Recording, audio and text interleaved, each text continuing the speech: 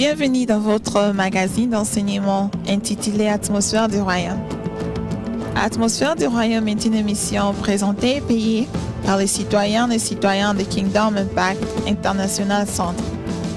Ces enseignements détruisent l'ignorance dans les enfants de Dieu et les aident à vivre la vie du royaume de Dieu sur la terre. J'ai l'honneur et le plaisir de vous présenter Moïse Kabongo, pasteur principal et fondateur de Kingdom Impact International Centre.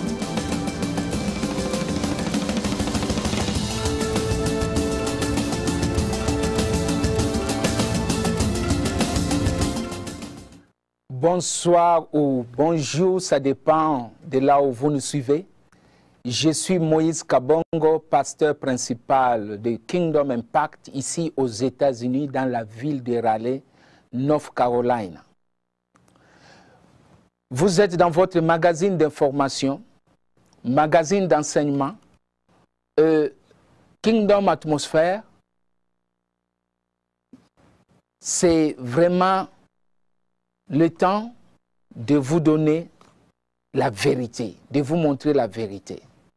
C'est pourquoi on l'appelle en français l'atmosphère du royaume.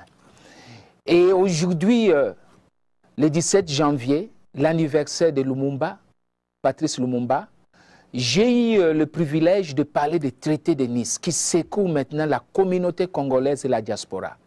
Et aujourd'hui, je ne suis pas seul. J'ai un des signataires du traité de Nice. Il va se présenter et nous allons commencer à lui poser des questions puisque moi-même, quand j'ai lu le contenu du traité de Nice, j'ai commencé à me poser beaucoup de questions.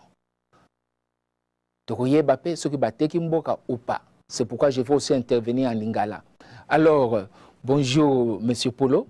Bonsoir, pasteur. Bonsoir. Je de vous rencontrer. Bonsoir. Si vous pouvez vous présenter à nos téléspectateurs. Merci, pasteur Moïse. C'est un privilège pour moi de m'adresser à la population congolaise. Après que je sois intervenu dans Radio Tchondo, j'ai senti qu'effectivement, l'éducation des masses elle est très importante. Et ce soir, sur ce plateau, je vais essayer de rencontrer les préoccupations du peuple congolais, non pas dans un langage académique ou juridique, mais je vais essayer de les simplifier pour que tout le monde les comprenne. Comme le pasteur l'a dit, je m'appelle Georges Polo, je suis un juriste de formation et j'ai exercé au barreau de Kinshasa depuis 1988 jusqu'en 2001. Et j'ai été invité sur ce plateau comme étant l'un des acteurs du traité de Nice. Mais le terme approprié, c'est l'un des acteurs de la conspiration politique de Nice. Je vais revenir pourquoi cette différence est très importante. Parce qu'il y a une série de documents qui sont compris dans ce traité. Mais le traité en soi-même, il est là, nous allons en parler. Mais dans le langage que le monde comprend, on appelle tout ce volume de documents traité de Nice. Mais il faudra entrer à l'intérieur pour se rendre compte qu'il y a une grande différence. Il y a un premier document qu'on appelle l'acte constitutif portant création du Conseil national congolais. Et enfin, il y a le traité de Nice. Et puis, il y a les différents accords qui ont été signés durant la période de janvier 2012 jusqu'à, je peux dire, novembre 2012. Merci beaucoup, Monsieur Polo. Et je vais informer à nos téléspectateurs que nous allons avoir 3 parties de cette émission. Nous commençons par la personne qui a dévoilé le traité de Nice, Monsieur Ngwanda. Et aussi, deuxième partie, nous allons comprendre qui sont les hospitaliers. Puisque les hospitaliers, parmi mes investigations, j'ai trouvé que ce sont les gens des sciences occultes. Comment eux, ils peuvent aller vendre le pays aux gens qui ne croient pas en ce que nous, les Congolais, par racine, nous croyons en Jésus-Christ. Et troisième partie, ça sera qui nous explique un peu par quel pouvoir le Conseil national congolais a eu l'autorité d'aller faire un pacte. Alors, aujourd'hui, c'est la mort de Patrice Lumumba. J'aimerais honorer ce monsieur en citant le paragraphe de sa lettre, de sa dernière lettre à sa femme. Il dit que mort vivant, libre ou en prison, sur ordre des colonialistes, ce n'est pas ma personne qui compte. C'est le Congo. C'est notre pauvre peuple dont on a transformé l'indépendance en une cage, d'où l'on nous regarde du dehors, tantôt avec cette compassion bénévole, tantôt avec joie et plaisir. C'est ma foi restera inébranlable. Alors, Monsieur Polo, la foi de Patrice Lumumba restera inébranlable et le monsieur est mort. Est-ce que comment vous, selon les dires, aujourd'hui même, de la vidéo que M. Ngwanda a dévoilée, comment vous pouvez signer les traités de Nice? Est-ce que vous avez une conscience tranquille? Parce que quand je lis ce traité de Nice, j'ai fait une semaine en train de lire ça, j'ai quand même commencé à me poser beaucoup de questions. Est-ce que vous avez vraiment une conscience tranquille? Et en plus, M. Ngwanda dit qu'on vous a donné beaucoup d'argent, peut-être vous avez acheté des villas, je ne sais pas. Vous êtes ici à râler avec moi aux États-Unis, je vais commencer à fouiller. On a déjà lancé nos FBI pour chercher à trouver cet argent. Vous avez des villas au Canada, tout ça, donc les signataires. Alors expliquez-nous, comment est-ce que M. Ngwanda a pu dévoiler cela, bien que M. Shungu, qui est secrétaire, je pense, général de la PARECO, est aussi un des signataires. Nous comprendre que les apenza toyebite pour Boliembongo, Botekimboga pe Boliembongo. Merci beaucoup, pasteur Moïse. C'est bien qu'on commence par les accusations de M. Honoré Ngwanda.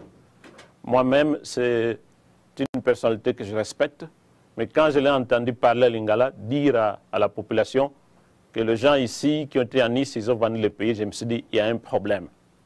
Regardez, quand on vous dit vendre un pays, vendre l'île de Mateba, vendre l'aéroport de Guadeloupe, lorsqu'il y a vente, donc les gens sont assis, ils signent des documents, il y a un prix qui est fixé, et les partis signent la convention.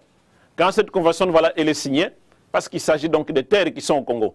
Donc, cela veut dire qu'il y a aussi les chefs coutumiers qui interviennent dans une telle vente, et aussi, après les chefs coutumiers, il faut aller devant le commissaire de zone pour qu'il vous fasse une attestation, montrant affirmant que les intéressés, ils ont traité avec les chefs coutumiers. Et puis après, il faut passer à une autre étape. Il faut aller donc devant les notaires pour faire un acte notarié. Quand il dit, M. Ngwanda dit, on a vendu l'île de Mateba. Donc, cela veut dire que le notaire de la ville de Boma est venu à Nice et qu'il a authentifié l'acte de vente. Ou encore, voilà, le notaire de Guadeloupe est venu à Nice et qu'il a authentifié l'acte de vente. Et que bien après, les différents conservateurs concernés, ils sont arrivés à Nice et ils ont émis des titres de propriété. Contrat de location pour 3 ans ou contrat de concession perpétuelle ou certificat d'enregistrement. Ça, lorsqu'il le fait, quand je vois que ces choses-là sortent de la bouche de M. Ngwanda, qui a une personnalité, je me dis, il le fait simplement pour salir les gens. Parce qu'il n'y a pas eu vente, personne n'a reçu de l'argent, personne n'a reçu de l'argent des hospitaliers, mais ici, on s'est trouvé sur une table. Et c'est pourquoi je dis, on appelle cela une conspiration politique. Congolais. Et Bongi Boyekola, voilà qu'est-ce que signifie conspiration politique. Voilà, conspiration. Juste pour intoxiquer la population. Ok, Ngwanda, Alobi, Ezali, Bapesi Binombongo, P. Alger, mise au point, na vidéo no ya lelo. Alors, prévenez les autres qui s'abisso, M. Paul, si dans quelques mois, dans quelques années, nos investigateurs qui sont là dehors viennent, prouvent que Boliembongo, quelle sera votre conscience devant le peuple congolais? Pasteur Moïse, je vous le dis, il n'y a pas eu vente. Notre conscience, elle est tranquille. J'appelle cela intoxication. Heureusement, je peux le comprendre parce que M. Ngwanda, il n'est pas juriste, mais il est très intelligent. J'ai bien dit, tout cela, il l'a fait simplement pour exposer les gens qui ont signé le traité de Nice au mépris public. Donc, c'est l'intention qui l'anime, c'est une intention politique. Il faut salir les gens. Et quand on salit les gens en politique, on ne le fait pas pour rien. Parce qu'il y a quelqu'un qui est au pouvoir à Kinshasa. Vous connaissez, le monsieur ici, il a beaucoup d'expérience du temps de Mobutu. Comment il faisait donc, comment il manipulait certaines choses avec l'opposition pour se faire de l'argent.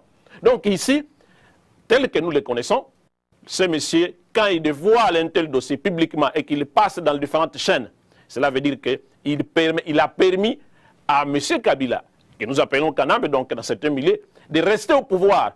Et il y a des preuves qui montrent qu'il est en contact avec ceux qui sont à Kinshasa. Mais regardez la composition du Sénat actuel. Ce sont des caciques d'impériaux. Et M. Ngouanda est en contact avec eux. Vous pensez que ces gens, quand on leur dit il y a une conspiration politique qui viendra de Nice, et quand cette conspiration donc aboutit, il y a un gouvernement donc de transition, on fait revenir la conférence nationale, vous pensez qu'ils vont dormir? Ils n'auront pas sommeil, parce que la conférence nationale, c'est pour faire la relecture de l'histoire, là où on s'est arrêté, et voir aussi comment Laurent Désiré Kabila, comment il est entré, et comment Joseph Kabila, comment il est là.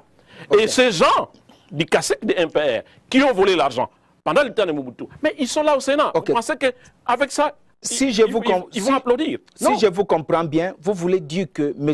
Ngouanda est un double agent? Mais absolument, M. Ngouanda, c'est un double agent. Donc, il est double agent même déjà en étant donc dans le régime de Mobutu. Vous savez que ces gens, quand il y avait ville morte, quand même c'était une vraie ville morte, mais ils s'organisaient avec certains généraux pour prendre l'argent du gouvernement et mettre dans leur poche. Et en même temps, ils justifient. Monsieur Polo, très fort dans ce genre non, notre émission parle des traités de Nice. N'allons pas au passé, on parle maintenant des traités de Nice. Donc vous voulez nous dire, cela n'engage que vous, que M. Ngouanda est un double agent. Mais M. Ngouanda, quand nous parlons de la conspiration politique de Nice, il était impliqué par ses collaborateurs. Je peux vous dire ceci. Au niveau donc de Nice, qui avait la majorité? C'est la Pareco, la délégation de la Pareco. Une seconde. Donc au niveau de Nice, quand vous étiez là, Pareco avait plus le représentant. Absolument. Mais ils étaient majoritaires.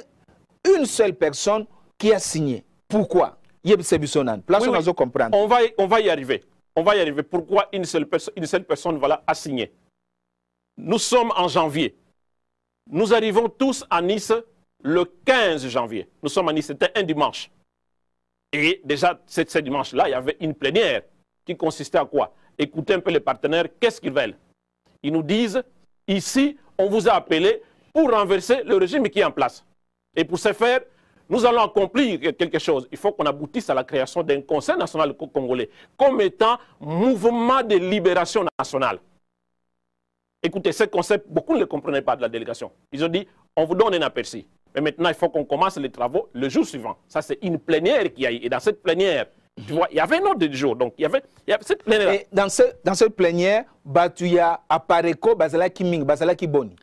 Les gens de la Pareco, je dis, ils étaient majoritaires. Ils étaient majoritaires. Ils étaient environ 7 personnes. Donc, mais aujourd'hui, dans ce que M. Ngouanda a publié aujourd'hui, il a dit qu'il était au courant, mais il avait interdit à Shungu d'y assister. Cela veut dire que Shungu a menti à son président.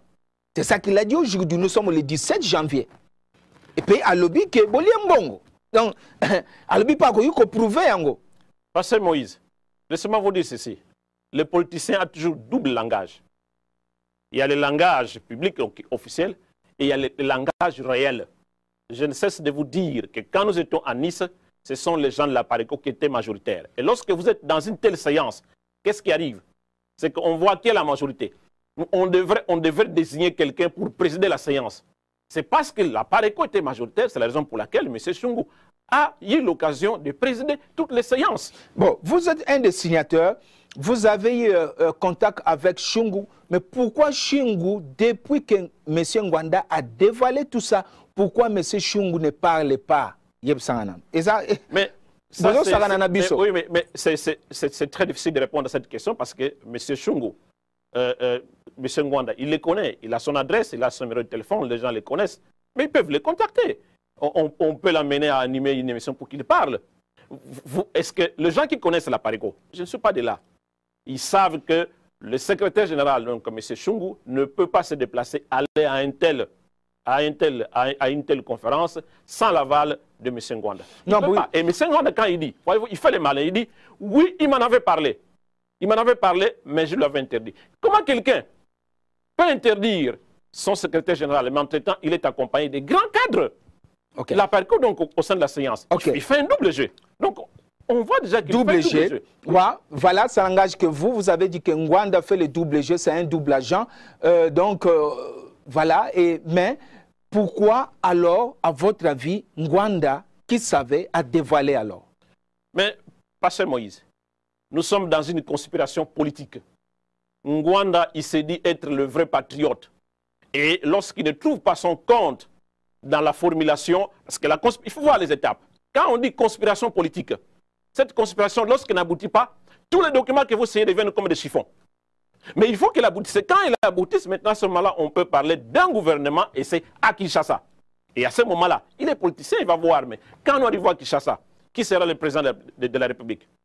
Il était entendu que le Conseil national, qui est comme un mouvement de libération nationale, lorsqu'il y a prise de pouvoir, donc il n'y a pas une conspiration qui aboutit quand il n'y a pas prise de pouvoir. Lorsqu'il y a prise de pouvoir, maintenant à ce moment-là, cette organisation qu'on appelle Mouvement de Libération Nationale, elle tombe, elle n'existe plus. Maintenant, on parle en termes de gouvernement. C'est là le problème. Qui devient maintenant le chef d'État? Et il était entendu que c'est un organe, le Conseil national congolais. Maintenant, c'est un directoire. Et les gens qui sont à l'intérieur, ils font faire donc la rotation pour présider donc les réunions du gouvernement.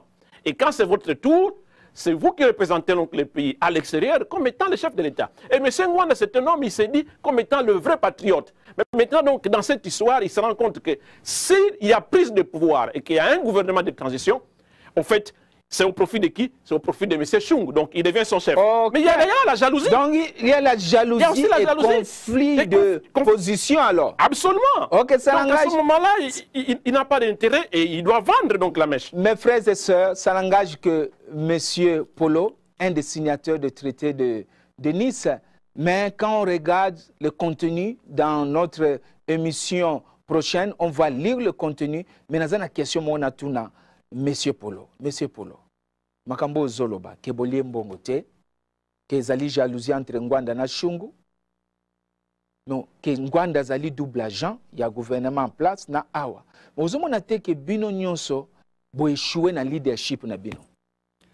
Mais en commençant par M. Ngwanda, parce que comment un leader peut déclarer comme ça donc à la télévision partout que les gens ici balent mbongo, pendant qu'il sait donc du fond de son cœur qu'on n'a pas vendu les pays, qu'on n'a pas vendu les Mateba, qu'on n'a pas vendu Guadeloupe, personne n'a touché de l'argent. Pasteur Moïse, c'est ça le grand problème. Je peux vous dire, il y a de cela une année, un leader congolais qui arrive dans la ville, il doit aller négocier avec les Américains pour construire donc des aéroports. Et quand on lui montre la technologie, il s'y saute. Il dit, mais les engins là que je vois là-bas, est-ce que vous pouvez me les vendre, vous pouvez me les donner comme un don pour que j'amène au pays? L'Américain regarde, you crazy? Donc on veut vous aider pour construire le pays, vous voulez demander de l'argent. C'est ça la mauvaise mentalité des politiciens congolais. Donc ils pensent que lorsque vous êtes sur une table de négociation, quand vous parlez d'une conspiration politique, que l'argent tombe. Non, il faut qu'on enlève ces choses-là dans leur tête. C'est pas ça la politique. Ça, c'est ça les intérêts égoïstes. Il n'y a pas eu vente. Tout ce que M. Ngwanda a déclaré, ce sont des mensonges. Personne d'entre nous n'a reçu de l'argent des hospitaliers. Il n'y a pas eu vente. Nous connaissons comment ces choses-là se passent au pays. On n'est pas des habités. Mais moi, je suis avocat de carrière. Je connais comment se passe une vente d'un bien. Comment se passe donc la vente unitaire. Ok, M. Polo, il nous reste que quelques minutes. Alors, j'ai vu, selon comment Ngwanda a dévoilé le secret, vous êtes objet maintenant d'attaques, des insultes, même dans cette ville où nous habitons. Quelle est votre approche avec cela? On trouve qu'il n'y a pas d'intégrité dans ces leaders. Donc, c'est pourquoi moi j'ai dit qu'il nous faut une nouvelle génération. C'est pourquoi j'écris l'esprit de leadership, les caractères. Le problème avec le leadership dans nos pays, avec tous nos leaders, il n'y a pas le caractère. Les gens ont confondu le caractère et la réputation. Les gens, nos leaders, sont plus soucieux de la réputation qu'un caractère. Le caractère, c'est tuer la même personne quand même dans l'obscurité et dans la lumière. C'est ça le caractère. Alors maintenant, vous avez signé le traité de Nice, Ngwanda était là, alors Ngwanda ne voit pas sa part, après Ayoko dévoile Bino, et maintenant ça double agent, nous comprendre. Il faut que mon pépé ya sika et bima, bisoto bima, babiloko ba esprit de leadership, parce que biso suko tozotele la bino ba tubozali loko la ba papa na biso liboso, comment to ko exemple ni to yoko zoa, ce qui leadership na bino intégrité zate.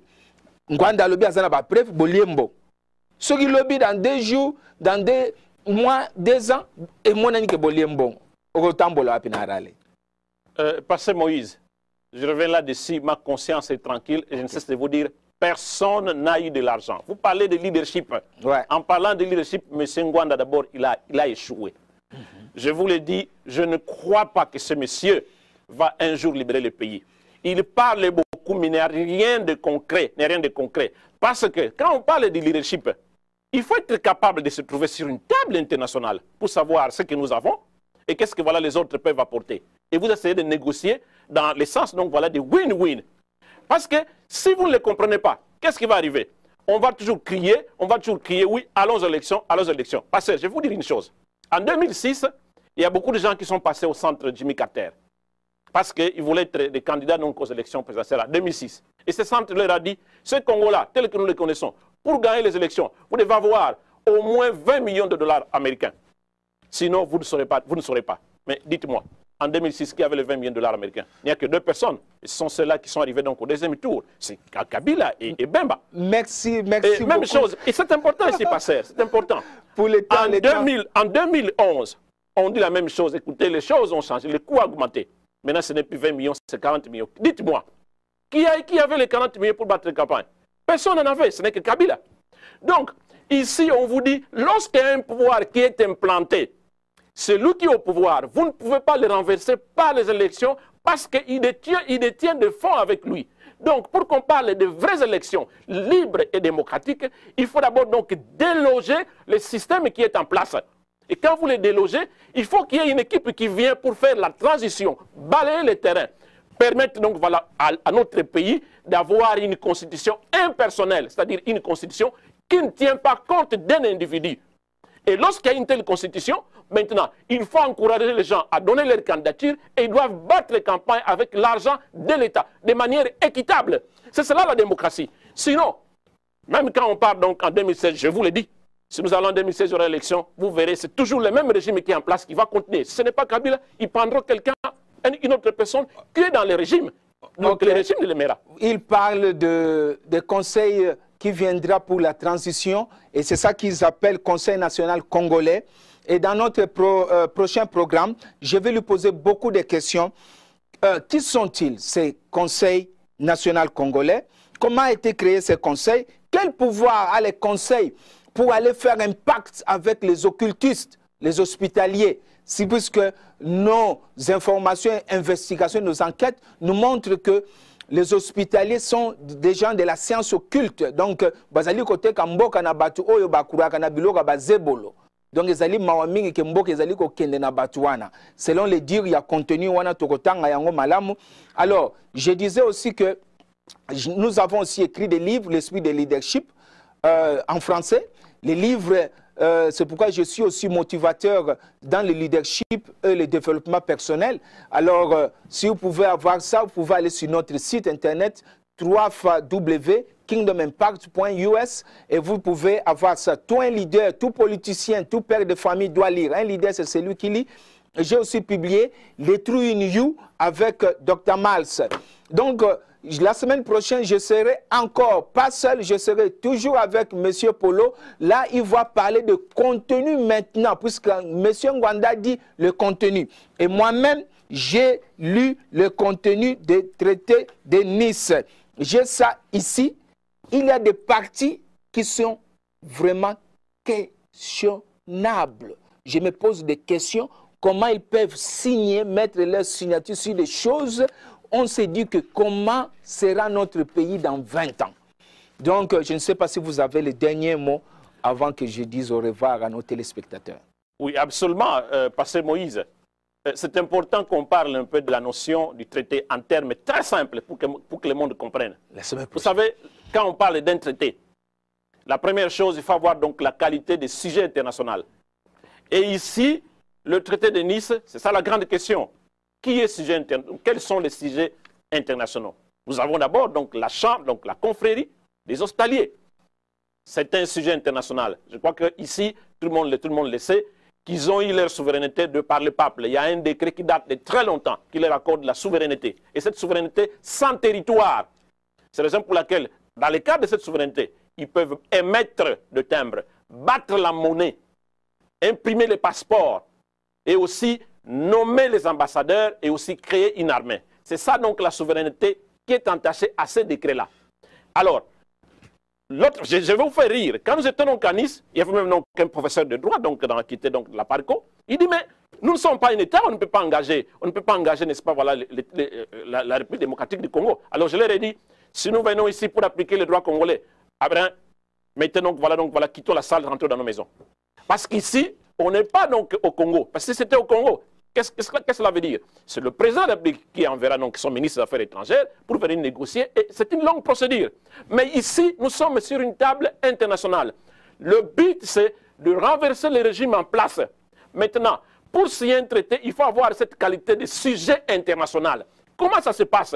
Ça se passe, n'est-ce pas, de manière très simple. Il faut que celui qui a déjà cette qualité vous reconnaisse que vous êtes un sujet international. Merci, donc merci, monsieur Polo. À cause de temps, je vais aussi vous inviter la semaine prochaine. Il nous reste seulement 1 minute.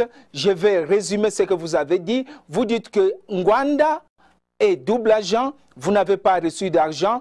Et en plus, c'est sur le droit international que vous avez fait le Conseil national congolais.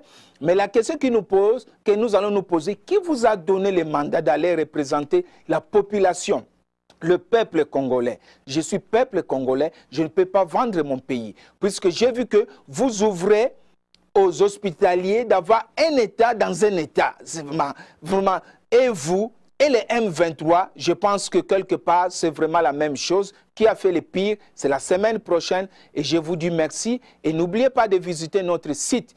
Et je vais aussi inviter les opposants, les gens de PPRD, les gens de Apareco, de l'UDPS. Si vous pouvez venir, nous allons mettre notre télé à votre disposition et vous allez vous exprimer et vous allez dire ce qui ne va pas, même les gens de la majorité présidentielle. Nous sommes là pour le bien de notre pays et je vous dis merci et merci à Maître Poyo. Et je pense que Moïse. Prochainement, nous allons nous retrouver pour